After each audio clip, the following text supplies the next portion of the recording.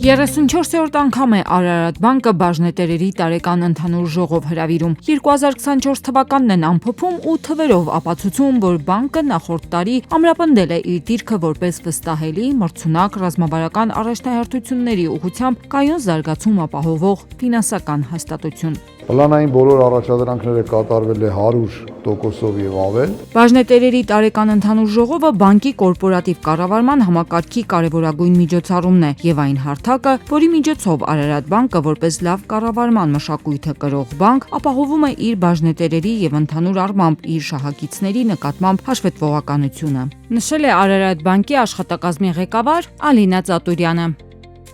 Արարատ բանկի խորհրդի նախագահ Գրիգոր Հովհաննիսյանն է նշում, որ պատասխանատվության բարձր մշակույթ ձևավորելու եւ հաստատության գործունեությունն առավել թափանցիկ դարձնելու նպատակով բանկը բաժնետեր խորհուրդ գործադիր փոխհարաբերություններում 2024-ին խորացրել է իր կորպորատիվ կառավարման մշակույթը։ Չնայած բոլոր մարտահրավերներին 2024 թվականը Արարատ բանկի համար շարունակական հաջողությունների տարի էր։ Իրականացվել են աջակցության տարբեր ծրագրեր, արձանագրվել է ֆինանսական ցուցանիշների աճ ու նաև ընդլայնվել է բանկի միջազգային գործընկերությունը։ Հայաստանի Հանրապետությունում գործող գրեթե բոլոր միջազգային ֆինանսական կառույցների հետ մենք ունենք աշխատանքային փոխհարաբերություններ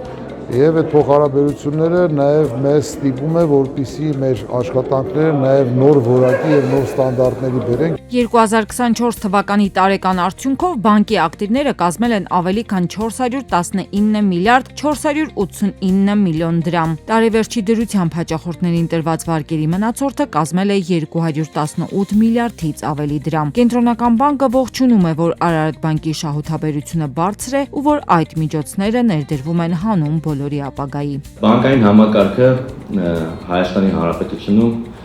վերջին մի քանի տարիների ընթացքում բավականին շահութաբերությունը ավելացրել եւ Արարատ բանկը եւս բացառություն չէ,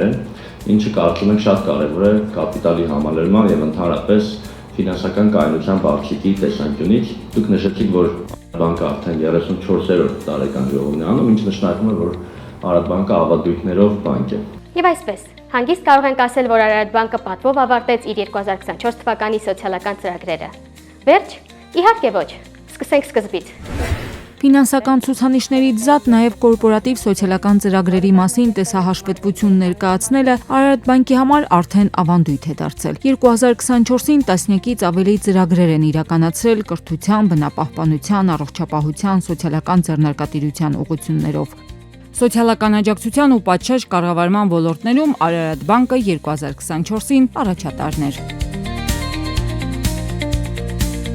Մեր ֆինանսավորումը չէր լինի, եթե չլինեն սոցիալական ծրագրերը ձեր կողմից վստահելի հաշվետու,